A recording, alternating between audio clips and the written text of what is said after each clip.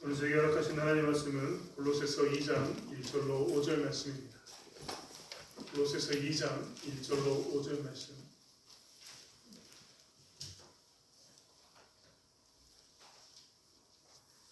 찾았으면 한 목소리와 함께 합독하겠습니다. 내가 너희와 라오디게아에 있는 자들과 오늘 내 육신의 얼굴을 보지 못한 자들을 위하여 얼마나 힘쓰는지를 너희가 알기를 원하노니 이는 그들로 마음의 미안을 갖고 사랑 안에서 연합하여 확실한 이해의 모든 풍성함과 하나님의 비밀인 그리스도를 깨닫게 하려 함이니 그 안에는 지혜와 지식의 모든 보화가 담겨져 있느니라. 내가 이것을 말하면 아무도 교묘한 말로 너희를 속이지 못하게 하려 함이니 이는 내가 육신으로는 떠나 있으나 심령으로는 너희와 함께 있어 너희가 질서 있게 행함과 그리스도를 믿는 너희 믿음이 굳건한 것을 기쁘게 보라. 아멘.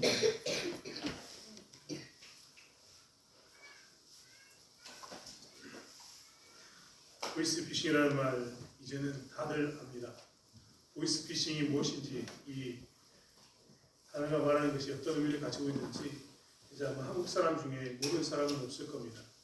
어떤 사람은 실제로 이 보이스피싱에 낚여가지고 돈을 보낸 사람도 있을 것이고, 어떤 사람은 낚일 뻔했으나 낚이지 않는 사람이 있을 것이고, 어떤 사람은 이런 이야기가 들리면 우습게 웃으면서 넘어가는 사람도 있을 겁니다. 제가 중국에 살다 왔는데요, 초창기에 보이스피싱을 했던 사람들은 중국에 있는 교포들이었나 봅니다. 제가 중국에 살다 왔기 때문에 중국어를 좀 하게 되고, 특별히 조선족 교포들이 있던 그 땅에 살았기 때문에 조선말을 좀 할 줄 압니다. 어찌 그러니 이런 말 할 줄 압니다. 그런데 보이스피싱에서 저에게 전화가 와가지고 어설픈 이 그쪽말로 이야기하길래 제가 그랬습니다. 중국말로 니 누구냐? 중국어로 너 누구냐? 나 중국 사람이다. 이런 데 하지 마라 라고 이야기했습니다. 한때는 그렇게 이야기하면 다 끊어버리고, 왜냐하면 부끄러워서 좀 더 끊어버린 거죠. 자기들도 깜짝 놀랐을 겁니다. 아무튼 그랬던 게 보이스피싱의 처음 모습이었는데, 시간이 지나면서 이제는 아주 교묘해졌습니다. 이제는 외국인들을 고용해서 보이스피싱을 하지 않습니다. 한국 사람들을 고용해서 보이스피싱을 합니다. 심지어는 한국에 있는 사람들을 이야기해서 청년들을 외국에 건너오게 하고 그 외국에 감금한 상태에서 보이스피싱을 한다라고 이야기합니다. 그래서 사람들은 넘어갑니다. 그들이 금융감독원이다, 경찰이다, 검찰이다 라고 이야기하면 우리도 모르는 사이에 넘어가게 됩니다. 심지어는 그들이 우리의 전화번호를 빼앗아서 알아내고 엄마 누구예요, 아빠 누구예요 라고 이야기하면 우리도 모르는 사이에 넘어갑니다. 너무나 교묘하고 너무나 정말 우리가 과연 이럴까 할 만큼 잘 그들이 속이기 때문입니다. 한국에는 이 보이스피싱 말고 또 다른 소년자들이 있는데 그 대표적인 것은 이단들입니다. 이렇게 이야기하면 소송이 나갈지도 모르지만 신천지나 하나님의 교회 등 수많은 이단들이 한국에 존재하고 있는데, 저희 기존 교회는 그것을 이단으로 규정하고 있는데, 이들은 모두 다 이단으로서 아주 교묘하게 포교 활동을 합니다. 사실 많은 사람들이 신천지에 대해서 이야기하면 지금 신천지가 우리에게 들어와서 우리를 포섭하려고 한다라고 이야기하면 웃습니다. 신천지라는 이단에 대해서 이야기하면 어떻게 사람이 미련하게 거기에 넘어갔을까라고 이야기하는 사람도 굉장히 많습니다. 하지만 신천지는 아주 교묘하게 포장합니다. 그리고 들어와서 우리 가운데 이야기합니다. 그들은 신령한 선지자 같고 그들의 기도는 잘 응답되는 것처럼 보입니다. 그들은 어떻게 내 마음을 그렇게 쏙쏙 아는지 내 안에 듣고 싶었던 말을 하나씩 끄집어내고 풀어줍니다. 그리고 결국은 그들이 나중에는 우리가 한번 공부를 해볼까? 라고 이야기하면서 성경 공부를 권하게 되고, 그들이 했던 성경 공부는 신천지의 공부임을 알게 되지만 그때는 이미 늦어버립니다. 왜 그러느냐? 그들은 아주 교묘하게 접근하기 때문입니다. 아닌 것처럼 접근하고 오히려 더 신령한 것처럼 접근해서 우리로 하여금 헷갈리게 하는 그런 재주가 있기 때문입니다. 만약에 그들이 가슴팍 아래 나는 신천지요라고 이야기하거나 나는 하나님의 교회요라고 명찰을 쳐다닌다면 우리 가운데 어떤 사람도 신천지에 넘어갈 사람은 없습니다. 만약에 좀 전에 말씀드린 것처럼 보이스피싱을 하는 사람들이 전화로 나 지금 사기치고 있는 겁니다 라고 말해주고 이야기하면 어떤 사람도 걸려들지 않습니다. 그런데 그들은 마치 사기치지 않는 것처럼 우리를 속이고 마치 우리와 똑같은 것처럼 우리를 속이기 때문에 우리는 쉽게 넘어갑니다. 대부분 그래서 많은 사람들이 신천지나 이단, 보이스피싱 같은 이런 속이는 것에 잘 넘어가게 되는 것을 보게 됩니다. 요즘은 이제 신천지에 관한 문제가 수면위로 조금씩 드러나고 있습니다. 보이스피싱에 관한 문제는 이미 심각하게 드러나서 늘 방송에 나오지만 신천지에 관한 문제는 이제 조금씩 드러나고 있습니다. 신천지가 접근했던 그 청년들, 여러분 저는 개인적으로 신천지가 지금 10년 넘게 활동을 하고 있는데 이것이 두렵습니다. 왜냐하면 우리의 청년들이 그때 예수를 믿고 대학교를 다니지 않고 모든 생활을 포기하고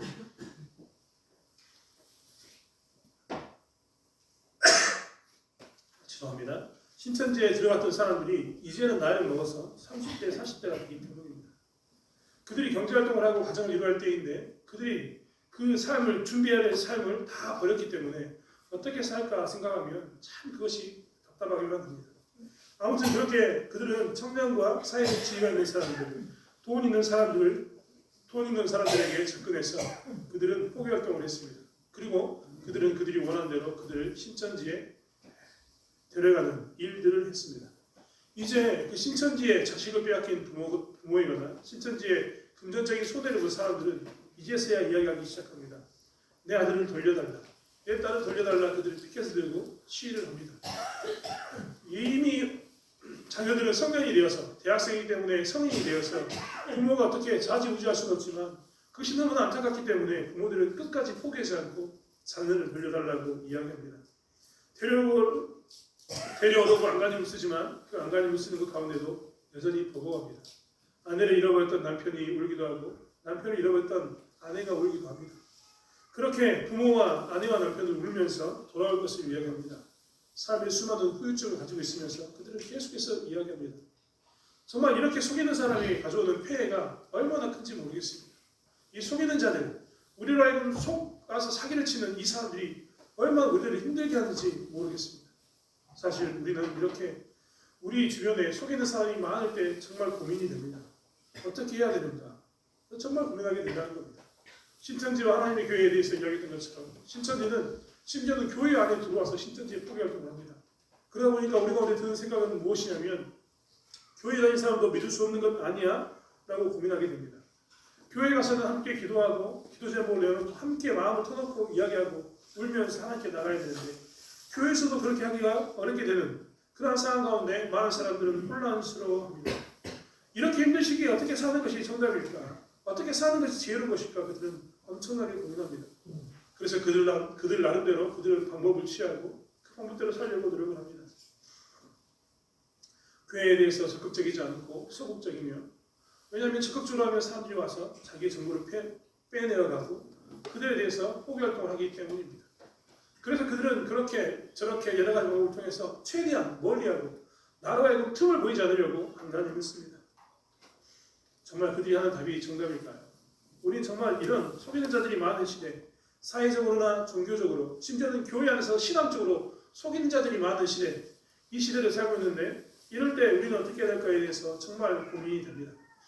이런 힘든 시기를 우리는 어떻게 해야지만 이겨낼 수 있을까요? 골로새 교회에도 사실 많은 이단들이 들어왔습니다. 골로새 교회에 들어왔던 이단 중에 대표적인 것은 종교성을 강조하는 이단이었습니다.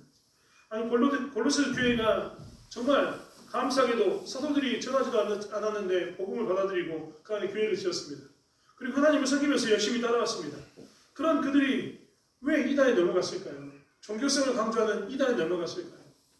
골로새 교회는 정말 이 종교성을 강조하는 것에 푹 빠져가지고 그들의 신앙이 흔들릴 만큼 어려운 시기를 보내고 있었습니다. 왜 그러면 골로새 교회는 이 종교성을 강조하는 이단에 빠졌을까요? 종교성을 강조하는 이단, 우리 같으면 안 들어갈 것 같지 않습니까? 종교성을 강조하는데 왜 들어가겠습니까? 그런데 이 사람들은 거기에 빠져들었습니다. 특별히 이 당시에 종교성을 강조하는 이단, 종교성을 강조하는 대표적인 잘못된 가르침을 주는 사람들은 누구였느냐? 유대교에서 온 사람들이었습니다. 유대주의와 혼합된 기독교인들, 이 사람들이 무엇을 했냐면 종교성을 강조했습니다.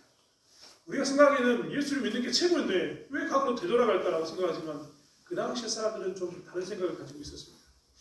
여러분 혹시 낯선 지역에 여행 가본 적 있으십니까? 중국 이야기를 한 번 더 해야겠는데 중국에 있으면서 제가 제일 싫어했던 말은 내가 너 딱 보니까 외국인처럼 생겼다 이 말이었습니다. 그리고 좀 대화를 하다 보면 넌 내가 들으니까 네 목소리 들어보니까 넌 외국인이야. 이런 말이었습니다. 사실 중국 땅에 들어가면 외형상 그들이 우리를 구분을 내겠습니까? 다 똑같이 생겼는데 고만고만한데 그런데 그들은 우리가 입는 옷과 우리가 하는 말과 우리가 하는 태도를 통해서 어떻게 하냐면 우리를 찾아냅니다. 한국 사람인 것을 밝혀냅니다. 좋은 일이죠. 왜냐하면 그 당시에는 제가 살았던 당시에는 한국 사람들을 그들이 굉장히 높이 보았기 때문에 좋은 일이었습니다. 하지만 저는 내심 기분이 나빴습니다. 왜 기분이 나빴느냐? 한국 사람이 되면 택시비도 올라갑니다. 같은 옷값인데 한국 사람에게 알려지면 옷값이 올라갑니다. 같은 음식인데 한국 사람이 가서 사면 내가 한국 사람인 걸 알면 그 사람들은 한국 사람에게는 더 비싸게 팝니다. 심지어는 시장에 가가지고 옷을 살 때 그들이 부르는 것에 대해서 비싸게 산 줄 아니까 정말 절반 이상을 깎아가지고 나는 이 돈 아니면 안 사겠다라고 이야기한 적이 있습니다. 그런데 돌아와서 중국인 친구들과 이야기하면서 내가 사기당했다는 것을 알았습니다. 어느 정도인지 여러분 짐작이 가십니까? 엄청나게 많은 금액을 불러놓고 내가 절반을 깎아도 중국인들이 사는 것보다 더 비싸게 사는 그런 현상이 나타나는 겁니다. 그러니까 내 안에 드는 생각은 뭐냐면 오기가 생기더라고요. 철저히 중국인처럼 살아야겠다. 옷도 중국 사람처럼 절대 중국인을 비하하는 게 아닙니다. 옷도 중국 사람처럼 입게 되고 말도 최대한 그렇게 하기를 원하고 어떻게든 흉내를 내서 최대한 비슷하게 살아보려고 노력을 했습니다. 그 이유는 무엇이냐면 그들과 차별화되었을 때 그들과 구분되었을 때 오는 여러 가지 어려움 때문에 그렇습니다. 사실 반대의 경우도 있습니다. 정말 내가 한국 사람이 되고 싶어. 내가 정말 이 좋은 사람들을 만나가지고 나도 그들과 되고 싶으면 어떤 때는 내가 그들을 따라잡기 위해서 흉내를 냅니다. 왜? 저들이 너무 멋있어 보이니까 너무 아름다워 보이니까 나도 저 사람처럼 됐으면 좋겠다라고 흉내할 때가 있습니다. 우리나라에는 짝퉁시장이라고 이야기하는 이 명품시장이 굉장히 크다고 이야기합니다. 그 이유는 무엇이냐면 남들이 들고 있는 몇 천만 원짜리 그 쇼핑백이 아니라 백 하나 들어보는 것이 멋있어서 그들 또한 흉내내고자 하는 모습인 거죠. 사실 우리 가운데는 이 차별되는 것을 싫어하는 마음들이 다 들어있습니다. 그래서 어떤 때는 그 사람과 닮고자 하는 마음이 다 들어있는 겁니다. 그런데 이 골로새서 사람들이 예수를 믿었습니다. 너무 좋죠. 교회를 세웠습니다. 너무 행복하니까 교회를 모였습니다. 그런데 그 교회 안에 누가 들어오냐면 유대교회에서 온 사람들이 교회 안에 들어왔습니다. 그런데 그들을 보니까 그들의 모습은 예전부터 골로새서 교회는 이제 예수를 믿기 시작했는데 그들은 예전부터 하나님을 알고 있는 사람들이었습니다. 그리고 그들은 예전부터 하나님을 어떻게 섬기는가에 대해서 알고 있는 사람이었다는 겁니다. 그래서 골로새서 교인들이 바라볼 때 유대인들이 하고 있는 그 종교성, 예를 들면 안식일을 지키고 절기를 지키고 음식을 먹지 않고 하는 이런 것들이 너무나 멋있게 보였습니다. 그래서 그들 가운데 어떤 마음이 들었냐면 나도 유대인처럼 살고 싶다. 그거는 분명히 하나님께서 원하는 행위들인데 하나님께서 원하는 그저 알맹이가 없는 그 껍데기인 것뿐인데 그들은 무엇이 부러웠냐면 그것이 부러웠던 겁니다. 예전부터 하나님을 섬기고 있었던 저들이 하나님을 안다고 했던 저들이 하는 그 모습이 그들에게는 너무나 멋있어 보였습니다. 이렇게 멋있어 보이니까 그들 스스로가 뭐랬느냐 유대교의 종교성 가운데 푹 빠져들기 시작했습니다. 그들은 유대인이 지키는 절기를 지키기 시작했고 그들은 유대인이 지키는 율법을 지키기 시작했습니다. 그들은 유대인이 먹지 않은 음식을 구별하기 시작했습니다. 이렇게 계속해서 종교성을 강조하는 예수가 아닌 종교의 그 껍데기를 향해 나가는 그런 모습 가운데 그들은 쫓아가게 된 겁니다. 여러분 한번 생각해 보십시오. 종교성이 무엇입니까? 종교성. 우리는 지금 유대인들의 종교성을 이야기하지만 우리도 종교성을 가지고 있습니다. 한국 사람들이 가지고 있는 가장 큰 종교성은 정한수입니다. 저희 할머니도 어린 시절 제 기억에 할머니가 머리를 빗고 난 후에 가서 물 한 그릇 떠놓고 손을 빌면서 기도했던 것 기억납니다. 이게 정한수 신앙입니다.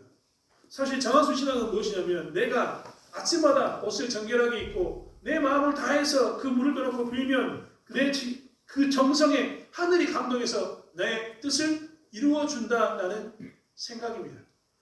우리의 삶 가운데는 이런 종교적인 특징이 있습니다.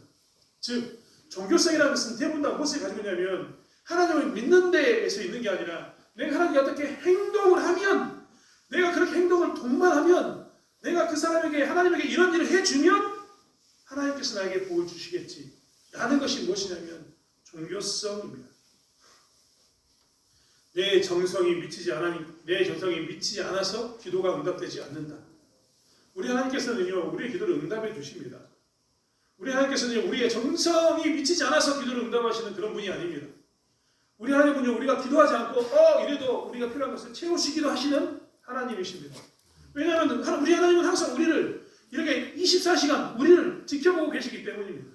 심지어는 머리카락 하나이 떨어지는 것도 하나님께서 허락해야지만 떨어진다고 이야기할 만큼 하나님께서는 우리에게 지대한 관심을 가지고 있고 우리에게 필요한 것을 채워주시는 분입니다. 그분은 우리가 하나님 제가 11조를 이만큼 예를 들면 내가 1,000만 원을 헌금했으니까 내 기도를 응답해 주십시오. 이런 게 아닙니다. 심청전에 나온 것처럼 공양비 300석을 바쳐야지만 눈이 떠지게 하는 그런 하나님이 절대 아니라는 겁니다. 그런데 우리도 모르는 사이에 내 기도가 응답되지 않으면 정성이 부족한 것은 아닐까. 공양비 300석처럼 내가 어떤 것을 드려야 되는데 내가 드리지 않아서 되지 않는가라는 그런 착각을 하게 됩니다. 그것이 다 무엇이냐면 종교성입니다. 하나님을 믿는 게 아니라 무엇만 남냐면 하나님을 믿는 게 아니라 무엇을 믿냐면 내 노력을 믿는 겁니다. 내 행위를 믿는 겁니다. 이런 것들은 다 종교성입니다. 이 골로새서 교회가 유대인들을 쫓아가면서 절기를 지키고 율법을 지키고 음식을 구분해서 먹음으로 해서 그들은 그 행위를 통해서 뭘 하기로 했다고요? 하나님께 응답받기로 했고 하나님을 기쁘게 하기로 했습니다. 하나님께서는 뭘 원하시냐면 하나님께서는 신령과 진정으로 드리는 예배 그리고 예수를 믿는 그 믿음, 신앙 고백을 원하셨는데 그들은 정반대의 것으로 종교성을 향해서 나가고 있는 그런 삶을 살았습니다. 그들은 결국 근본을 잊어버립니다. 근본을 잊어버리니까 그들에게 남는 것은 이제 행위로 인한 종교성만 남았습니다. 여러분 우리는 유대인들의 그 종교성에 대해서 성경에 외쳤던 말을 기억해야 합니다. 유대인들의 종교성만 가지고 있는 유대인들에게 성경은 뭐라고 얘기하냐면 독사의 자식들아 라고 외쳤습니다. 독사의 자식 같은 그 행동만 남아있는 그런 삶을 골로새서 교회가 살았던 겁니다. 골로새 교회는 이렇게 종교성이 있는 유다인들을 쫓아가는 삶을 삶으로 인해서 그들의 신앙이 흔들리는 그런 가운데 있었습니다. 두 번째로 골로새 교회를 흔들었던 또 다른 사상이 들어왔는데 그것은 무엇이냐면 천사를 숭배하는 것이었습니다. 참 웃기죠. 천사를 숭배하는 일. 여러분 이들은 천사를 숭배하게 된 데 이유가 있었습니다. 그들은 어떤 생각을 가지고 있었냐면 하나님과 예수 그리스도를 구분했습니다. 여러분 우리는 교회 다니면서 삼위일체라는 말을 듣습니다. 굉장히 어려운 말입니다. 이것처럼 어려운 말이 없습니다. 오직했으면 성경에서는 이 삼위일체에 대해서 직접적으로 설명하지 않습니다. 신학을 공부하면서도 직접적으로 설명하지 않습니다.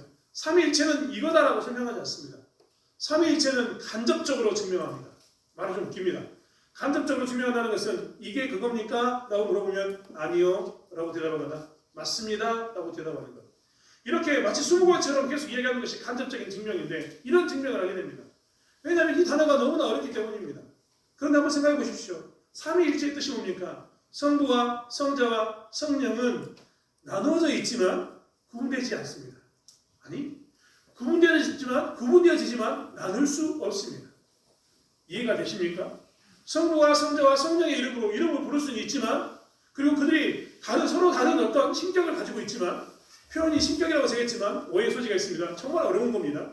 아무튼 그런 성부와 성자 성령으로 존재하고 있지만 이들은 하나다는 겁니다. 구분할 수 없다는 게 삼위일체에 대한 이야기입니다. 굉장히 어려운 이야기입니다. 그런데 골로새서 교회도 바로 여기에 빠졌습니다. 그들은 무엇에 빠졌냐면 거룩한 하나님을 따르는 일은 신적인 일이고 예수를 따르는 일은 신적인 일이 아니라고 생각했습니다. 좀 웃기지 않습니까? 왜 예수를 따르는 일이 신적인 일이 아니라고 그들은 생각했냐면 예수는 불완전하다고 생각했기 때문입니다. 여러분 이 당시에 이 그리스와 로마의 사람들은 어떤 생각을 가지고 있었냐면 정말 완전한 것은 저 하늘에만 있다라고 생각했습니다. 이 땅에는 완전한 게 없습니다. 일전에 제가 설명을 드렸는데 여러분이 앉아있는 의자는 여러 가지 종류의 의자가 있습니다. 앉아있는 여러분의 의자는 장의자입니다. 그렇죠? 제 뒤에도 의자가 있습니다. 모양이 좀 다르죠? 이 긴 의자와 짧은 의자 모양이 좀 다릅니다. 어떤 것은 바퀴가 달린 의자도 있습니다. 그렇다면 진짜 의자는 어떤 모습일까요? 의자라고 이야기하는 진짜 의자는 어떤 모습일까요? 장의자일까요? 아니면 이런 의자일까요? 바퀴 달린 의자일까요? 어떤 의자일까요? 아무도 모릅니다. 하지만 의자라는 개념은 다 합니다.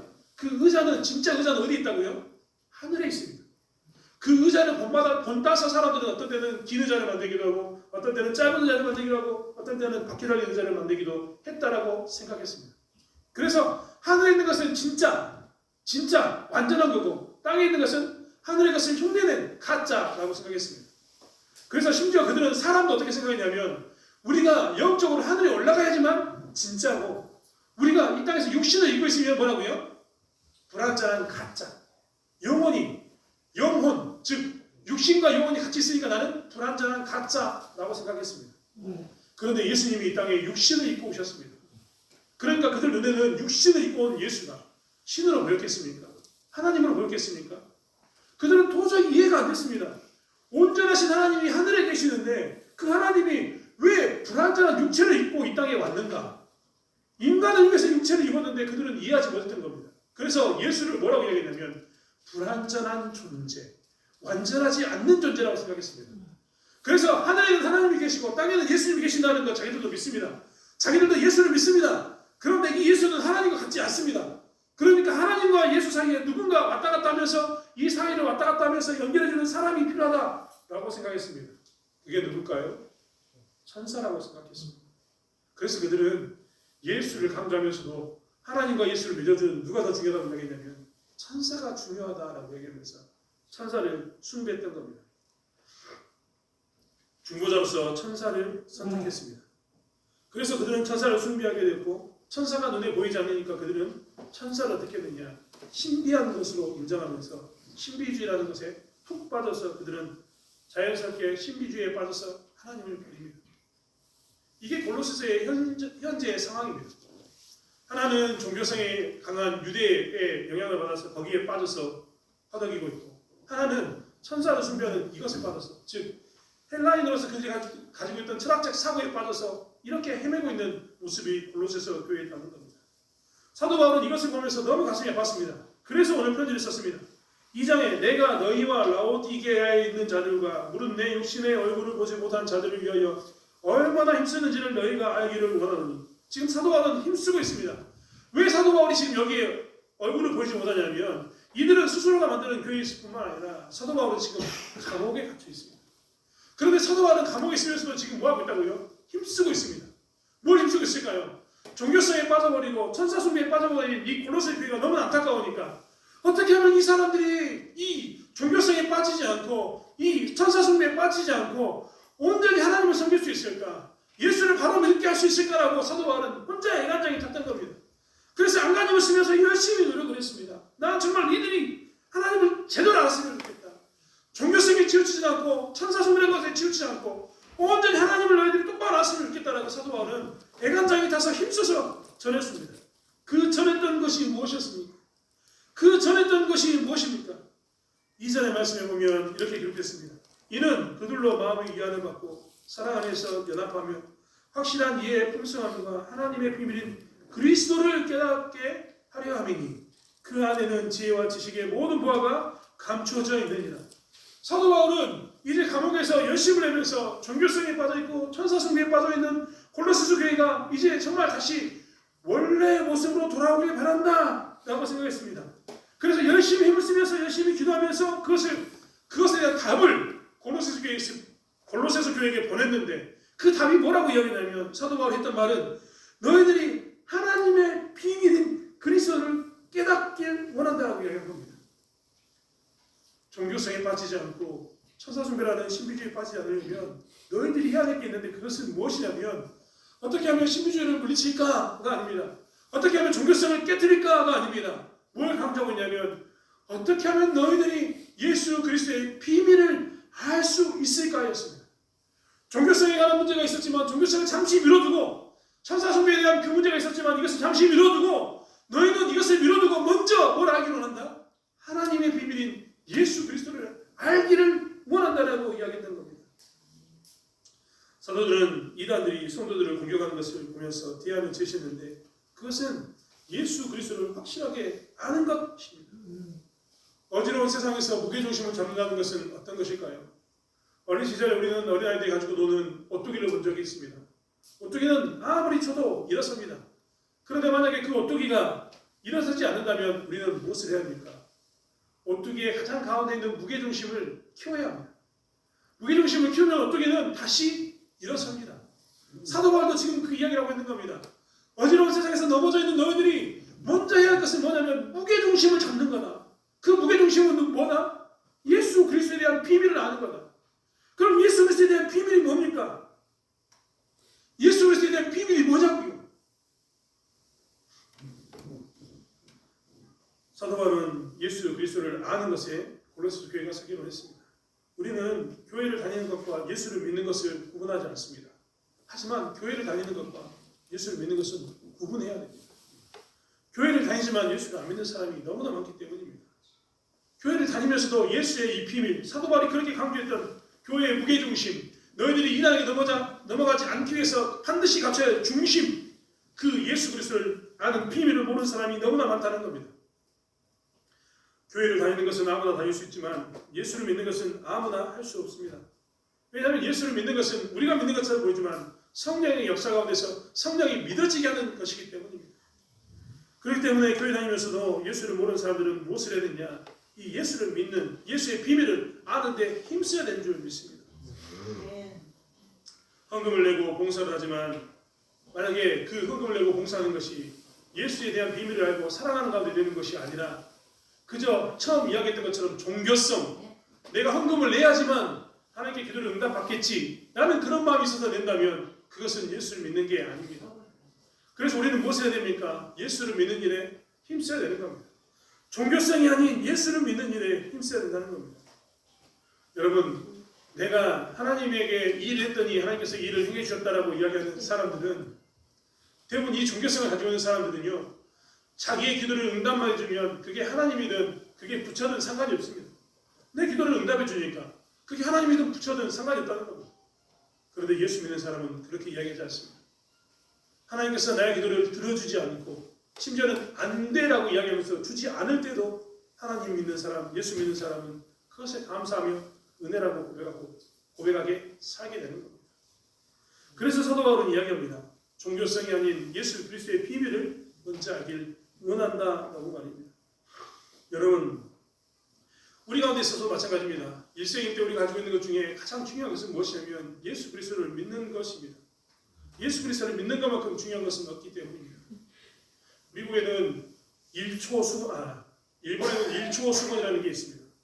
1초 수건, 말대로 1초 만에 모든 물기를 닦아주는 수건입니다. 수건값은 우리나라 돈으로 약 4만 원입니다. 수건 한 장에 4만 원. 사시겠습니까? 일반 수건이 4,000원이라고 되면 10배 가격인 4만 원을 줘야지 이 수건 한 장을 삽니다. 그런데 많은 사람들이 이 1초 수건을 샀다고 합니다. 왜 샀느냐? 이 수건 몸에 있는 물이 이 수건이 닿기만 하면 어떻게 된다고요? 바로 흡수됩니다. 여러분, 우리가 아침에 출근을 준비하면서 혹은 어디 갈 때마다 제일 신경을 많이 쓰는 것은 머리를 감는 겁니다. 머리를 감고 난 다음에 뭘 합니까? 머리를 감는 데 가만두지 않고 말리는 일에 더 신경을 씁니다. 왜냐하면 잘 말리지 않으면 비듬이 생기고 두피가 건강하지 않기 때문입니다.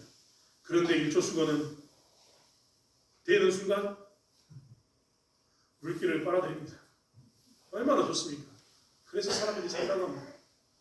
수건의 본질이었던 무엇에 집중했을 때 산다고요? 물을 닦는 그것에 대해서 본질인 그 물 닦는 것에 집중했을 때 뭘 했냐면 사람들은 수건을 비싼 돈을 내서라도 샀다는 겁니다. 우리는 위조지폐를 감별하는 사람들을 잘 알고 있습니다. 위조지폐를 감별하는 사람들은 제일 먼저 무엇을 연습하냐면 진품만 바라봅니다. 진품은 어떻게 생겼는가? 진짜 지폐는 어떻게 생겼는가를 바라봅니다. 왜냐하면 진짜를 보다 보면 가짜가 자연스럽게 구분되어지기 때문입니다. 이 위조지폐를 감별하는 감별사들도 그래서 결국 뭐냐면 진짜를 보는 본질에 집중합니다. 본질에 집중하면 나머지 것은 해결되기 때문입니다. 우리도 마찬가지입니다. 이단이 우리 가운데 들어왔을 때 우리가 무너지지 않으면 우리는 본질에 집중해야 합니다. 교회의 본질, 기독교의 본질은 무엇일까요? 사도 바울이 강조했던 것처럼 예수 그리스도의 비밀을 아는 것입니다.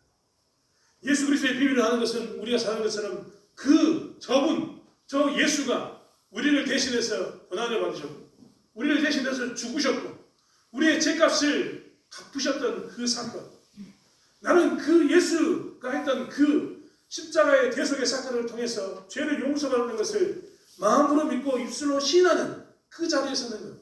신앙 고백으로 예수를 나의 주로 받아들이는 그것이 무엇이냐면 예수 그리스도의 비밀을 아는 것입니다. 너무나 짧고 너무나 간결하게 표현하고 있지만 이 예수 그리스도에 대한 신앙 고백과 예수 그리스도께서 하셨던 그 대속의 사역을 믿는 사람은 그것에 더욱더 집중하면 집중할수록 이단에 넘어가는 게 아니라 신앙 안에서 바르게 서게 되고 이단의 그 유혹 가운데서 넘어가지 않고 바르게 서서 교회를 바르게 세운다는 겁니다. 교회가 이단의 유혹이 많은 이때에 더욱더 그렇기 때문에 강조해야 될 것은 무엇이냐면 어떻게 하면 이단을 구분할까가 아니라 어떻게 하면 예수 그리스도 안에 우리가 더욱더 확실히 설 것인가 라는 겁니다.